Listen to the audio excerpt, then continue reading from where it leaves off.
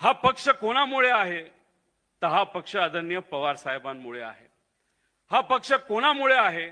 तर हे सर्व नेते जे कितीही काही झालं तर आदरणीय पवार साहेबांबरोबर आपल्या बरोबर राहिले यांच्यामुळे आहे। हा पक्ष कोणामुळे आहे?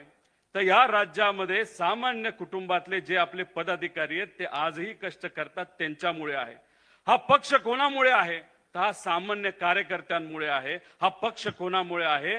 तर आजपर्यंत आपल्या पक्षावर आपल्या विचारावर विश्वास ठेवलेले सामान्य या राज्याचे नागरिक यांच्यामुळे हा पक्ष आहे। आणि मी सगळ्यांनाच मनापासून आपल्या या पक्षाच्या वर्धापन दिनानिमित्त तिथं शुभेच्छा। काही लोक म्हणतात की दुसरीकडे शक्ती प्रदर्शन आहे, घरगुती कार्यक्रमाला कधी शक्ती प्रदर्शन करायचं नसतं। हा आपला कार्यक्रम आहे, घरगुती कार्यक्रम आहे, हा प्रेमाचा कार्यक्रम आहे। इथं प्रदर्शन शक्तीचं होत नसतं, इथं प्रदर्शन कशाचं होतं तर ते प्रेमाचं निष्ठेचं होतं। आणि तुम्ही एवढ्या मोठ्या संख्येने आल्यानंतर आमच्यासारख्या कार्यकर्त्यामध्ये सुद्धा एक चांगली ताकद आणि ऊर्जा आलेली आहे। त्यासाठी मी तुमचे चेहरे आणि तुमचा उत्साह बघून मी सुद्धा तुमचे आभार व्यक्त करतो की आमच्यासारख्या कार्यकर्त्याला सुद्धा तुम्ही सर्वांनी प्रेरणा दिली।